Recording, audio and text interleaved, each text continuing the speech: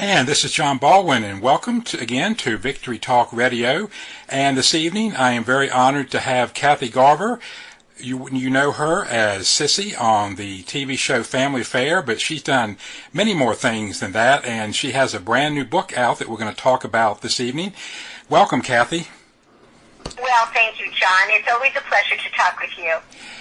You've written a wonderful book called Surviving Cissy, My Family Affairs, Life in Hollywood. What inspired you to write this book? Well, I have been working on it for a long time, at least 10 years, and I wanted to share with other people what my life was like and the lessons that I had learned on my particular journey. And I was kind of dawdling around with it, and I'd write a chapter, and, then I finally said, okay, sit down and write this. And I went to an actual writing class, a class of memoirs writing specifically, and that spurred me. And then I got an agent who did a 2-book deal with Roman and Littlefield, and they gave me a deadline. Can you imagine, John, a deadline to get this done and pick out all the pictures and everything? But I met it, and there it is. Well, your book has, I like the book because it has a sub-theme that is woven throughout the book. Tell us a little bit about that. Well, I thought that my journey in life, as so many other people, is like little patches of quilts and all woven together, and some threads that we put in there are too taut, and some might be too loose, some break, some you have to, thread the needle again and sew your life or your piece back together. And so I have that kind of theme running through the whole book. Now, obviously the title, Surviving Cissy, how did you survive the child actors plague, and why do so many not escape it?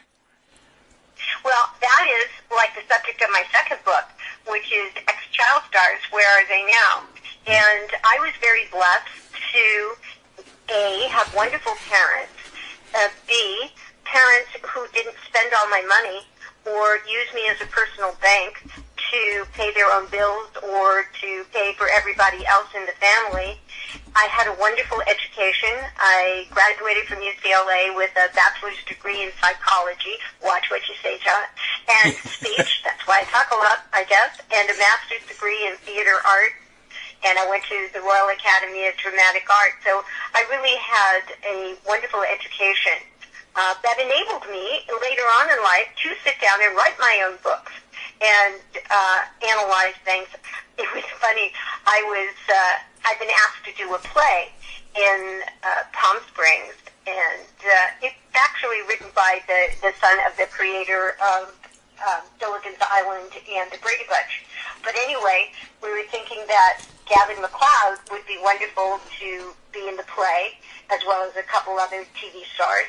And so I called Gavin in Palm Springs, and we were talking, and I said, oh, and Gavin, this play is so wonderful. He says, yes, but, I did a new play, and now I'm waiting for the option for Broadway, and I'm leading cruises on The Princess. He says, whoever thought I'd be busier now at 85 than the other time? And I must echo that, because even now I am, so busy writing books and doing plays and doing film and taking care of my family and raising a new puppy, and so it's been a blessing. And anyway, that's why I think I succeeded, and I was able to do all of these things because I had such a good support group. And I also, by the way, believe in God and the Spirit, and have this inner kind of spirit that guides me,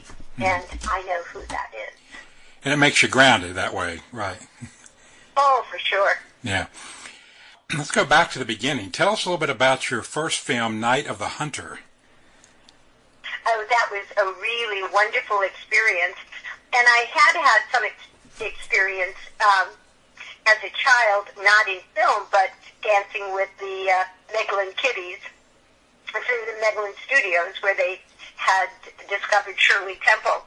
So I got this role first as a stand-in for this little girl for this movie, which has now become a cult film. It's a film noir, and it's recognized as one of the top 100 horror films.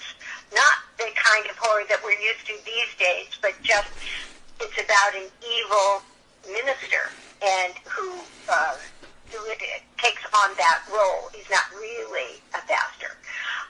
But anyway, it was with Robert Mitchum and Shelley Winters and Lillian Gish, Evelyn Barnard. It was just a fabulous movie, and it was the first and last, I might add, movie that Charles Laughton, who is so well known as an actor in The Hunchback of Notre Dame, et cetera, directed.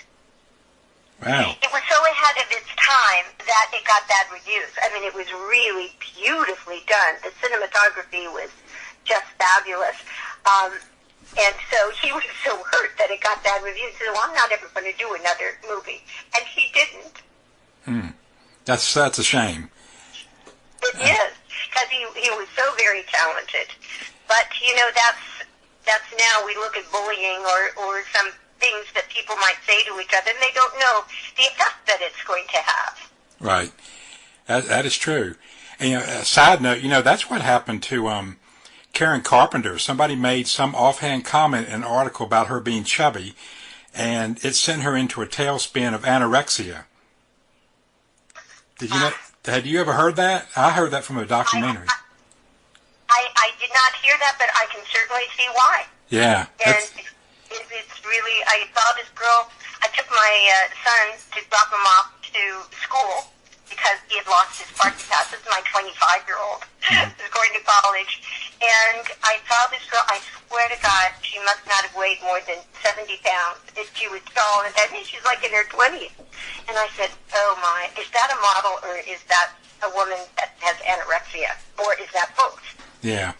Yeah, we seem to, in this country today, have a feeling that if a girl weighs over a certain amount of weight, that she's shouldn't be a model. I mean, it's just it's ridiculous. Yeah. Well, yes, and the media and the print has such an influence on people, and they can just spin so many things, so many ways, and they're not the most truthful also in the world. Or they can make something edited. I just did a TV interview, and I cannot believe the way that it was edited, because I saw a rough copy before it has been shown now, and I thought, oh my gosh, that isn't what I meant to say. Right. And it was the way it was cut. So, it's really taught me in my life to, just trust and verify. Right. But I'm becoming verifying first, and then maybe trust. Well, you don't have to worry about anything here. I will not edit things to make it sound different than what you said. Well, I appreciate that, John. Well, you also had a role in the Ten Commandments. What was that experience like? Well, that was fabulous, and I must say, it is the 60th anniversary of Ten Commandments this year, and the 50th anniversary of Family Affair this year. There's lots of celebrations. My son's 25th birthday, so lots of celebrations. Of course, I was a very, very small child in the Ten Commandments, as you can well imagine. There are a lot of years there. But I was hired just as an extra, and Cecil B. DeMille saw me in the crowd and wrote scenes for me. And so that was really a wonderful experience.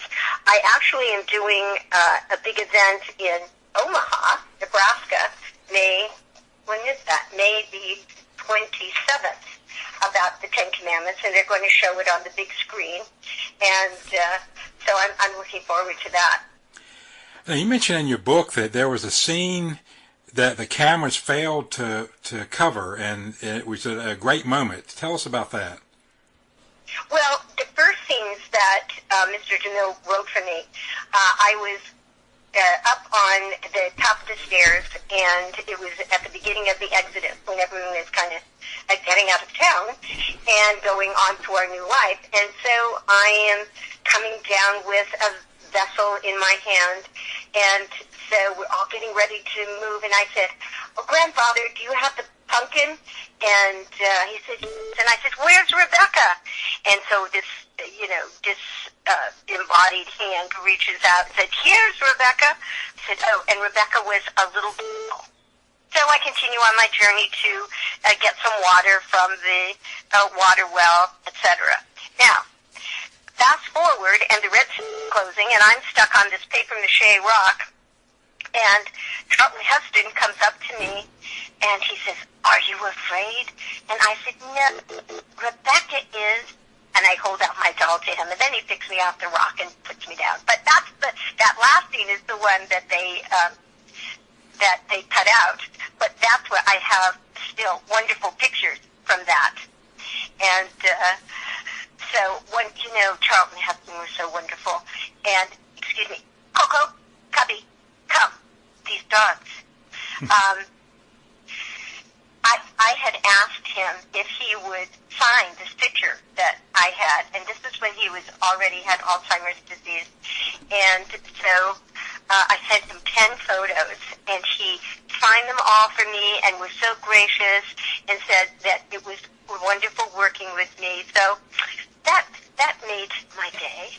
Wow. Now, I got to ask you about this because this is another story in your book. You said to this day that you don't like to eat blue popsicles. Why? And I haven't. I have not eaten one because I was going to Catholic school, and they also had extracurricular activities, and so I was taking music lessons. So at lunchtime, I went and I got my lunch and a special treat. It was a blue frozen, of course, popsicle, and I thought, oh, is this the best thing? So I'm sitting on the stairs, and I'm enjoying my popsicle. Then all of a sudden I remember, oh my gosh, I have my music lesson. Well, Sister Mary Teresa is really going to be mad at me if I'm late. What do I do? What do I do? And so I had to just sprint up the steps to my music lesson. What happened to the popsicle? I left it on the stone stairs. Well, I forgot all about my popsicle until the next day in class. And Mother Superior walks in and she said, someone left a blue popsicle, wasted this food, and made a mess on the stairs. Which one of you did that? I thinking, oh my gosh, well, I'm not going to raise my hand, fearing the ruler or worse punishment. So I just kind of looked down at my blue and white Oxfords, and nobody else raised their hands because nobody else was guilty but me. But I never confessed, and I've never eaten a blue popsicle either since then. Well, let's hope they're not listening now and come after you. I would hide. I still wouldn't admit it. Oh, maybe somebody that looked like me. Could have been me. That's right. And speaking of family affair, how did the role of Cissy come about for you? Well, I had been working a lot as a child actor, and the call went out. They wanted a 15-year-old girl to complete the cast. Everybody else had been cast in Family Affair. Brian Keith as Uncle Bill, and Sebastian Cabot as Mr. French and the twins, but they needed this 15-year-old girl. So I was at UCLA at the time. My mother drives over, picks me up, and says, this is great. They want you to be there at 4 p.m., but they want a blonde, blue-eyed girl who's 15. I was a little older, obviously. I was going to UCLA at the time. And so I said, well, what am I going to do here? My mother says, not to worry, not to worry. I have streaks and tips. I said, what's that, Mom? And she said, well, this is a can, and we'll spray it on your hair, your brown hair, and we'll make your hair much lighter. You'll look like a blonde. Trusting my mother, I let her do that to me, and couldn't do anything about my eyes, so she sped me over to the audition in Hollywood. So I'm sitting there with the producer, and we're just having a nice time. And then he does almost like a double take, and he said, what is wrong with your hair? I said, my hair? And he said, yes, it's turning green. I thought, oh, Mom. I said, well, it must be the light. But it was okay. We still chatted and laughed, and I wore a wig for the pilot, and then they dyed my hair with real dye to make it lighter. Wow. Well, I want to play, this is just a short clip from the first episode. This is towards when Brian Keith is talking to Buffy towards the end of the episode. What's Mrs. Beasley telling you? Well, she told me I forgot the magic words. What magic words?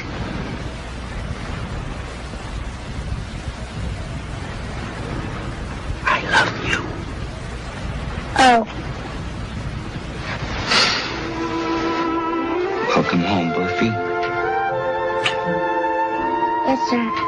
Could you possibly stop saying yes, sir, no, sir? Yes, sir. Good night, Buffy. Good night, Mrs. Beasley. Good night, Uncle Bill.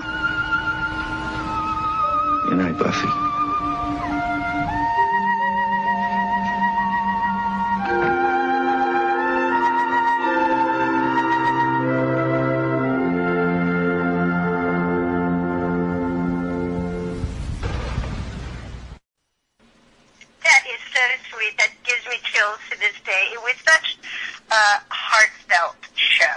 Right. You know, there's been a lot of sitcoms on, and I go to autograph conventions, but this show, it may not have had that, oh, this is a Brady Bunch, and people know about Gilligan's Island or whatever, but this was a show that was so meaningful to so many people, and it had such a wide audience, a quiet audience, but when I go to sign my book or sign an autograph, and people share with me some of the stories that how the show meant so much to them. There were latchkey kids, and there were abusive childhood kinds of experiences, and they say they would tune in to the show, and for a half hour have an island of comfort. And so that is important to me. And I was so very happy that I was to have, and the show was to have, that effect on people.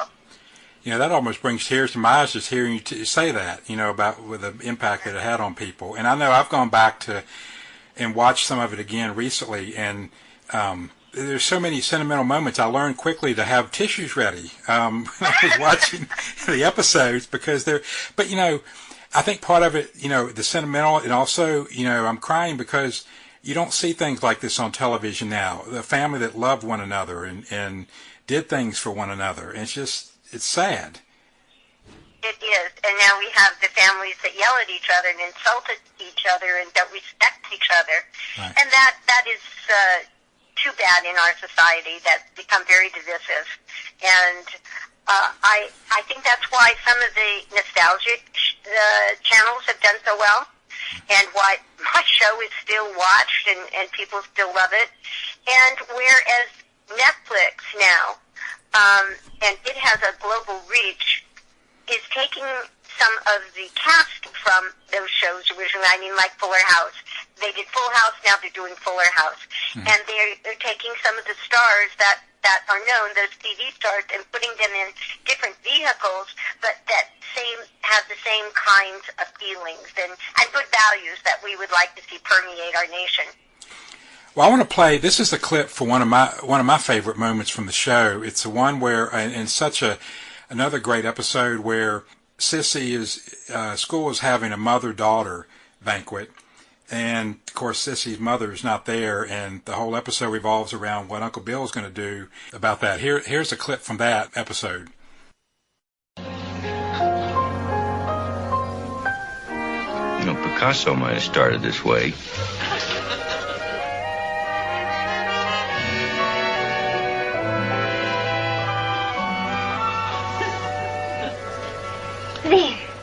There you are. Well, that's, kind of flatter me, don't you? That's how you look to me.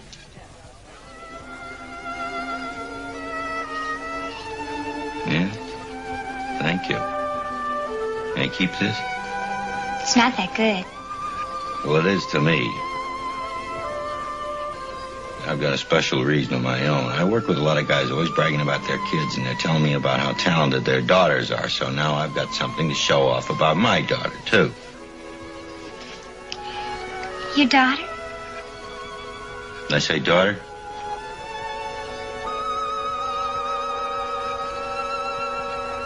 Yes. You mind? No.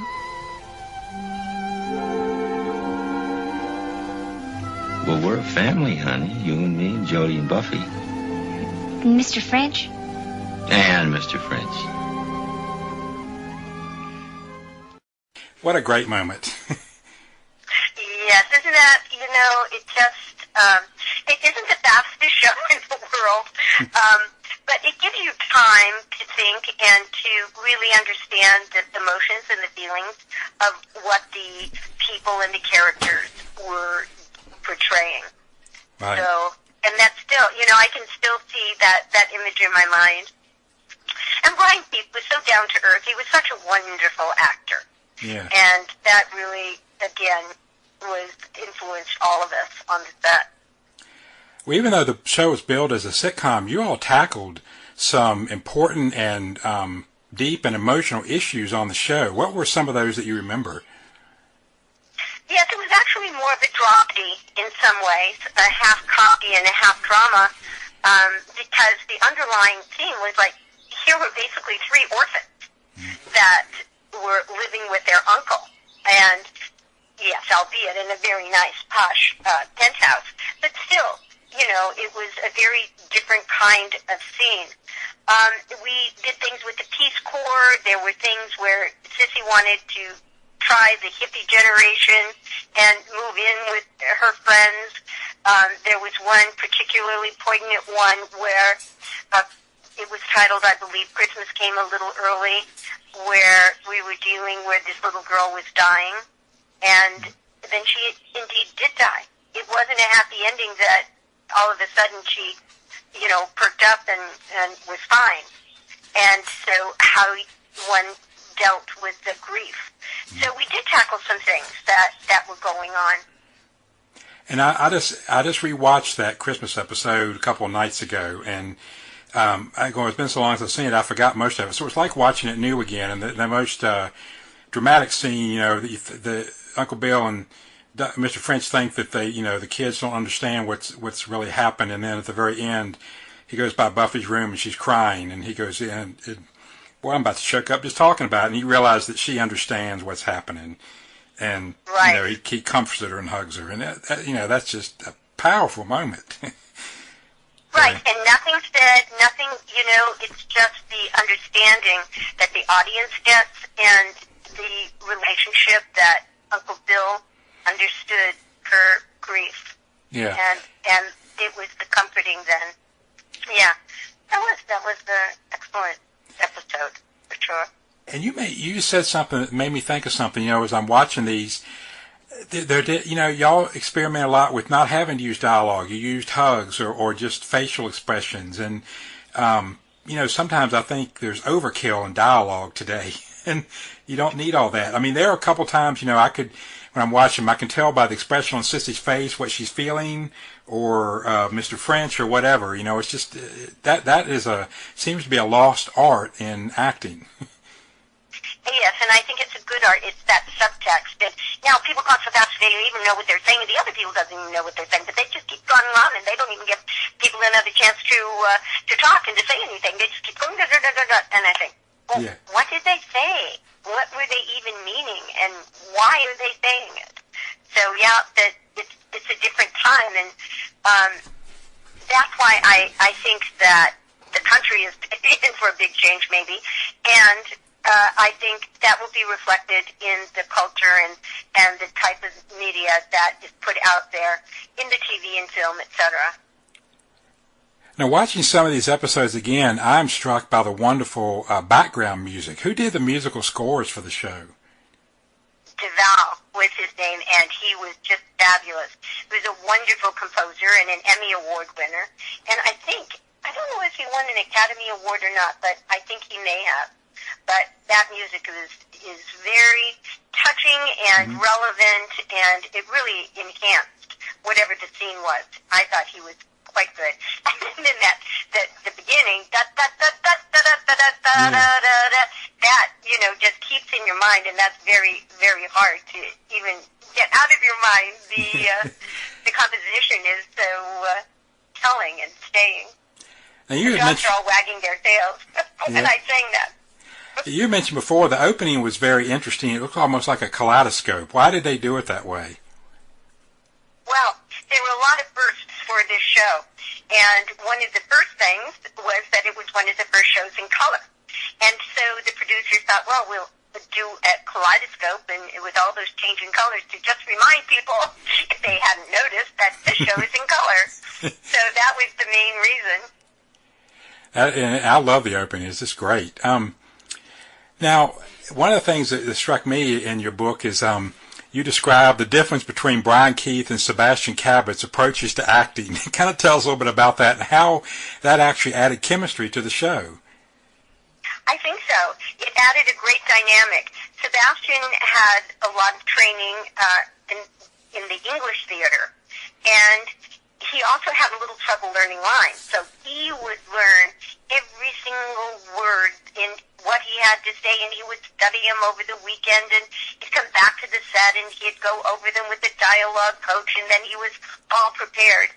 Brian, on the other hand, the American actor, would come and say, "What's for today?" Okay, that's the script. Got it, let's go. And so it was just like this moment-to-moment emotional thing that Brian is doing, cast against Sebastian's very pedantic and, well, yes, sir. All right, Frenchie, well, yeah, let's do something like that. Whatever you want, sir. All right, well, go get Buffy and Jody and Cissy. So it did work very, very well. Yeah. I always like when he said, "Get us some milk and cookies." "Milk and cookies, sir?" From this sophisticated bachelor that is squiring around all these women, and Mr. French is perhaps used to bringing a Manhattan, it is New York, or a vodka martini, "Milk and cookies, sir?" So yes, that was quite an adjustment for Mr. French to make. Yeah. And again, we're talking with Kathy Garver here on Victory Talk Radio this evening. Tell us where folks can find out about you online. They can go to my website, which is kathygarver.com. Oh, creative, but it's KathyGarver.com. And there is Surviving Cissy, my family affair of life in Hollywood, that John and I are discussing now. And there's also my new book, Ex-Child Stars, Where Are They Now? And there's all kinds of things about what I'm doing next, where I'll be coming back maybe to the Northeast soon. And you can also get the book on Amazon and at your favorite retailers, they say, like Barnes & Noble and Books A Million, etc. And I have to say I've read it, and it's a very enjoyable book, and I enjoyed it immensely. It was a page turner. I couldn't put it down. I read it in like 3 days. So. Oh, well, thank you. So, yeah. Well, I'm going to kind of go through the list here, and you can tell us a little bit about each one of your, I'm going to say family on the show, because I'm sure after being together for 5 years, it was almost like a family. Tell us first a little bit about Brian Keith and what it was like working with him. Well, he was a very seasoned actor. I had done my first job with him when he had a television series called The Crusader back in the 1955s when I was just barely born. He was known for being this kind of tough, feral guy and doing The Mountain Men with Charlton Heston, etc. And then he did The Parent Trap with Haley Mills, the first Parent Trap. And this comedic side of him came out along with his family side. So he was just perfect to essay the role of Uncle Bill, the debonair but very sensitive family man. And Sebastian Cabot was also a very good actor and had done a television series before called Checkmate.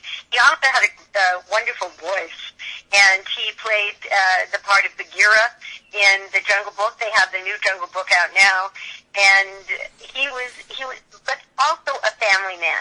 He had a lovely wife, Yvonne, and two children three children, two of which appeared on the show, had small parts with us. And he was just always in character. Now, I saw him recently on a Twilight episode, and it took me a while to figure out it was him because he had white hair. They had dyed his hair white, and it was an episode where he supposedly played an angel, and this guy had died, and his character was an angel, was going to give this guy everything, whatever this guy wanted, he had. And it was a good twist because at the end, the guy was bored. And he said, I find, being in heaven boring, getting everything you want. And Sebastian Cabot's character goes, why on earth did you think this was heaven? So it's an interesting twist. I loved it. Yeah, so he played the devil. Yes. Devil or angel, yeah. Yeah. So, Anissa Jones. Yeah, she was absolutely delightful and such a wonderful, natural little actress. And then, unfortunately, after the show, I think that she was, and I discussed this in my new book, Ex-Child Stars, but she had a stage mom. There was really too much expected of her.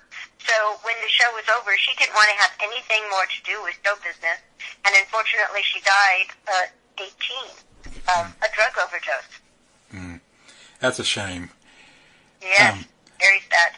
Johnny Whitaker. Johnny Whitaker. Played the twin.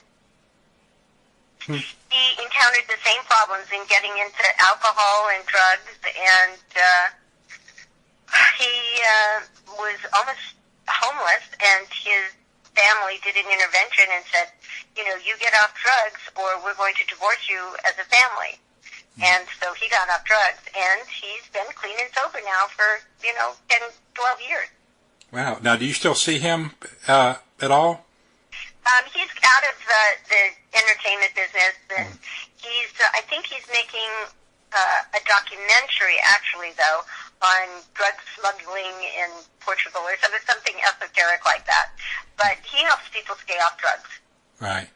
And, of course, we have to talk about the most famous non-living character on the show, and that would be Mrs. Beasley. Let me, before we talk about that, I want to play this clip. This is from the episode where Mr. French accidentally knocks Mrs. Beasley off the ledge, and she's lost for most of the episode. This is good, though.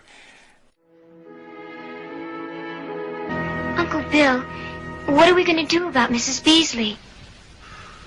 Well, honey, there's not much we can do except just wait and hope she turns up. If she doesn't, why, Buffy's going to have to get herself another doll. Well, it just isn't that easy, Uncle Bill. Mrs. Beasley isn't just a doll to Buffy. Well, honey, I know she's attached to her, but she is a doll. No, Uncle Bill. When we lost Mother and Dad, we were sent to live in 3 different places. Mrs. Beasley was the only friend Buffy had. I know. All those nights when Buffy woke up from a bad dream and she wanted to call to Mother or Daddy or me, she couldn't. We weren't there. So she reached out to the only person she had left, Mrs. Beasley. She's not just a doll, Uncle Bill. Wow, another great moment. Yeah, I can hear the violins in the background. Yeah, when the violins come in, that's when I got to get my tissues handy. It just pulls at your heartstrings. But, I mean, Mrs. Right. Beasley kind of took on a life of her own, did she not? Oh, she did. And then the merchandise, I mean, there's still like 100, because I went to Ashton Drake where they still have Mrs. Beasley. They sell like 100,000 of those Mrs. Beasley to this day. Wow. And there were Mrs. Beasley bobbleheads and ornaments and also, I mean, there were so many little girls that had the same attachment to Mrs. Beasley that Buffy did. I remember Laura Dern, and we were doing a show together, and this is the daughter of, Bruce Dern, and Diane Ladd. And so she said that when her parents got divorced, the only thing that she had and that she clung to was Mrs. Beasley for, the emotion and somebody to love her that, wouldn't leave. And I guess that's, again, why Anissa and Buffy were so attached to Mrs. Beasley. Right. And so I don't want the audience to be hanging by a thread here. I've got the other clip. Mrs. Beasley did return at the end of the episode, so I don't want people to feel like she's gone. Hi. Hi. I just had a dream. I dreamed Mrs. Beasley came back. Well, dreams come true sometimes, you know.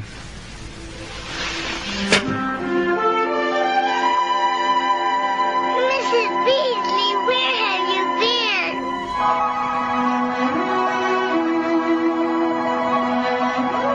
She'll tell you all about it in the morning. Now you two go to sleep, huh? We will, Uncle Bill. Good night. Good night. I just love that music there at the end, too. I mean, it's just of celebration and they found Mrs. Beasley. Yes, and not overdone either. I think that Duvall just had the right touch of when to insert the music and how much of it to put in there along with the producers. So Yeah, they did a good job. Yep. Now, there was one other character in the show. It was, as far as I remember, it was only mentioned in one episode, but that would be Old Birdie. Yes, Mr. French and Old Birdie. Yeah, no, that was in the episode, I think, where you were writing a school paper and were trying to not investigate, but find out things about Mr. French that maybe Cissy didn't know. And, of course, what is the story behind Old Birdie? Well,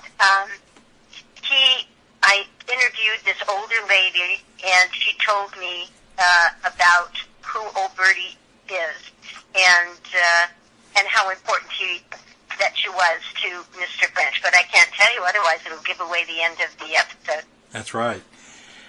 Now, there were also a lot of guest stars on this show. Who are a few of them that stand out for you? Oh, well, Ida Lupino and Robert Reed that went on to play in the Brady Bunch as Mr. Brady.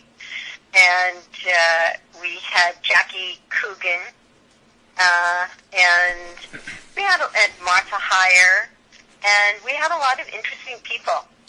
Yeah, you also had the episode we mentioned earlier with the little girl that died. That was Eve Plum, who later went on to the Brady Bunch as well. Yes, and guess what show replaced Family Affair? Was it the Brady Bunch? Yes, you win a prize. Yes, Huh. It was the Brady Bunch.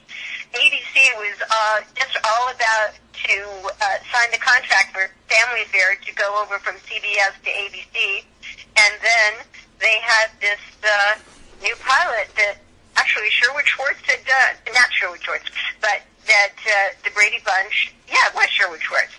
And so there was pressure, and all the kids were younger, and so they opted for that one. So the Brady Bunch replaced Family Affair, and you'll see that I think it was Susan Olsen who played the youngest one. She has her hair like in little blonde pigtails, as Anissa did, and she was even carrying a little doll. That is right. I wonder where they got that. That's right. I hadn't made that connection before. That was a direct imitation, and Susan admits it. And Yeah.